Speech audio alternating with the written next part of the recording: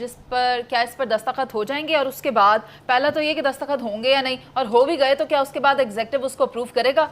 پاکستان میں جب یہ حکومت آئی تھی تو اس ٹائم پر تقریباً 170-180 روپے کا ڈالر ہوا کرتا تھا، اور اس ٹائم پر 300 کے قریب پہنچنے کو آیا ڈالر۔ امراض جو ہیں ان کا ذکر کر رہے ہیں، اس کا کچھ تعلق بد پرہیزی سے بھی ہے، کچھ کھانے میں بھی آج کل بہت زیادہ ملاوٹ ہے۔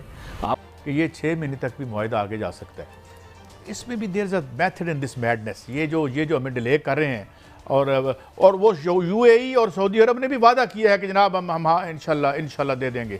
سری لنکا نے بھی آپ کو آفر کر دیا بینک کرپٹ کنٹری کہ ہم آپ کو ہیلپ کریں گے۔ وائی؟ بیکاز پاکستان کے اندر پوٹینشل ہے۔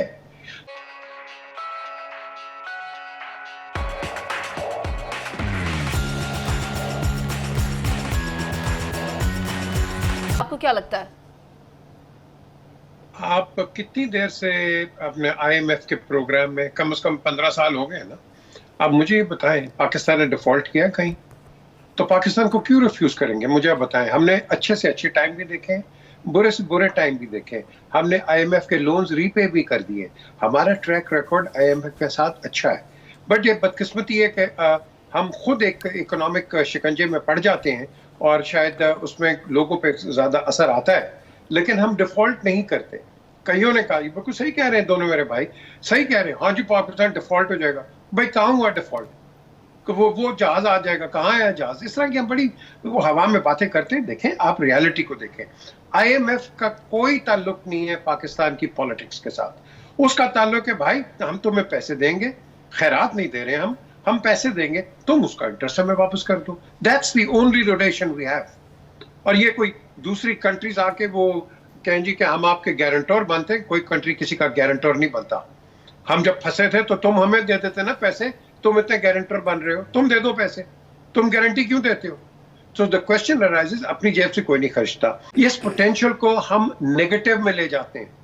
آپ پازیٹیو رہیں، پرابلمز آئیں گی آتی رہیں گی اور بھی آئیں گی، لیکن اٹ ڈزنٹ مین کہ اپنے ملک کو تم گرا دو۔ ملک کو مت گراؤ۔ یہ جو آج گورنمنٹ جو کر رہی ہے، کیا یہ اسٹیٹ کے خلاف کام کر رہی ہے؟ مجھے بتا دیں۔ میں تو بلکہ ایک کوشچن پی ٹی آئی کو کہوں گا، بھائی یہ کیا اسٹیٹ کے خلاف کر رہی ہے؟ اگر کر رہی ہے تو آپ آ کے ہمیں بتائیں کہ اس سے ہم بہتر کر لیتے ہیں۔ ہم نے دونوں نے، P T I and P D M, دونوں نے مل کے اس کو ملک کو چلانا ہے۔ اگر آپ ایک دوسرے کو اپنی پولیٹیکل ٹسلز میں ڈال کے اور اپنے ایک پروگرام کو خراب کر دو گے تو یہ نواز کے تو کہتے یار مینوں تو سمجھ نہیں آتی کہ میں ملک کے میں چلاواں گا۔ The question is کہ اگر آپ کوئی گندا چھوڑ کے جاؤ گے، اگلا بھی نہیں چلا سکتا، اچھا، اور پھر اس کے اگلا بھی نہیں چلا سکتا۔ تو ہمیں یہاں ایک چیز کرنی ہے، be positive, let I M F come up with it, and then اس کے بعد ہم کہیں گے ہاں بھائی واز اٹ گڈ اور واز اٹ ناٹ۔ ٹھیک ہے P G dollar and it can exceed. آپ کو پتہ نواز شریف صاحب نے بھی فرمایا تھا 500 تک پہنچے گا، جو کہ انتہائی تشویشناک سٹیٹمنٹ ہے۔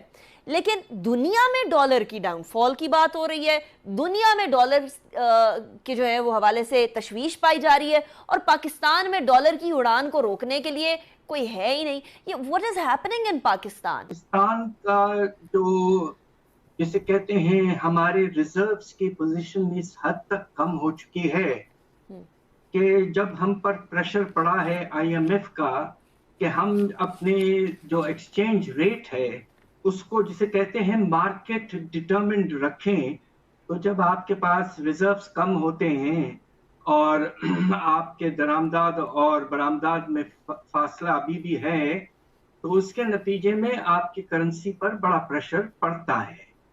اور اس کے نتیجے میں آپ نے دیکھا کہ سال کے آغاز میں روپے کی قدر 204 روپے فی ڈالر تھی، اور آج وہ تقریباً 80 روپے بڑھ چکی ہے۔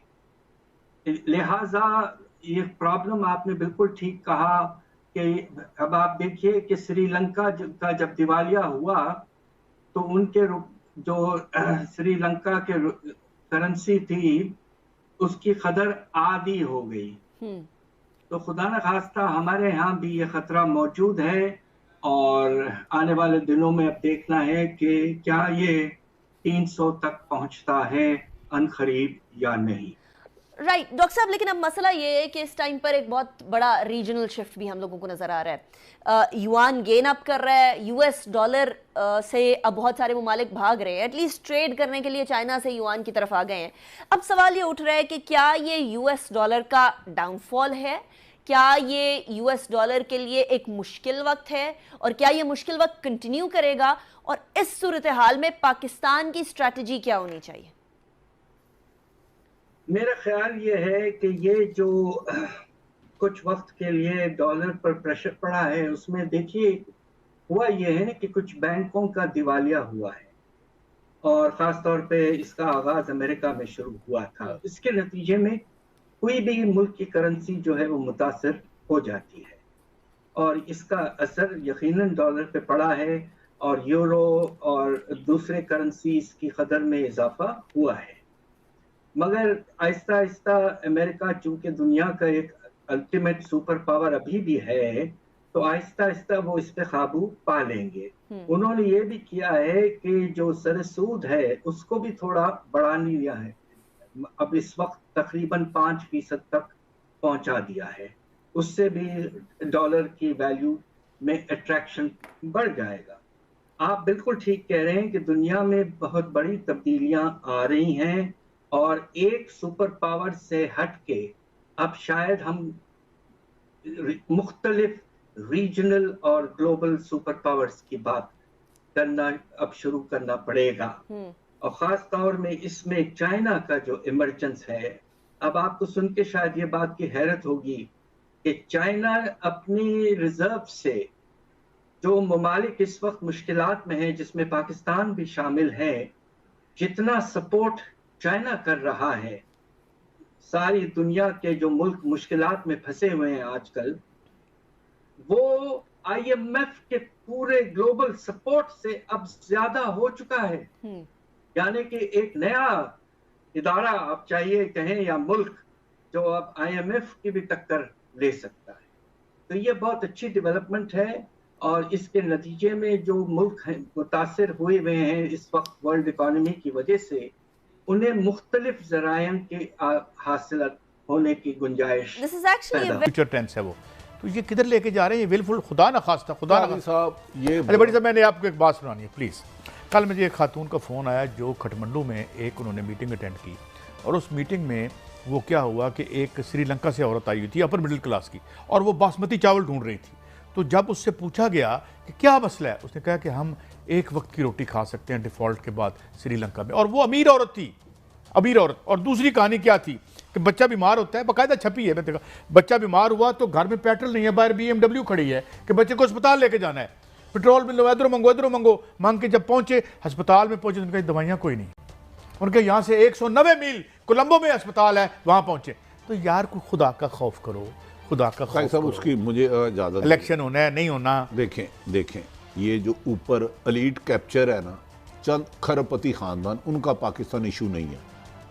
वजीर दफा के मुताबिक मुल्क डिफॉल्ट हो चुका है जी, और जरदारी साहब ने भी कहा कोई नहीं होता रहता है, अच्छी तो दुबई टूट जाएंगे, हम तो भाई चले जाएंगे माशाल्लाह, दादा उनके साथ हमारे विलेज है वहाँ पे। मोहतरम डॉक्टर इशफाक हसन साहब, उन्होंने कहा था ये मुल्क में अल्लाह ताला ने इतनी नेमतों से नवाजा है, अगर हुक्मरान ना चाहे एजेंडे के तहत डिफॉल्ट होना तो फिर इसे कोई नहीं बचा सकता।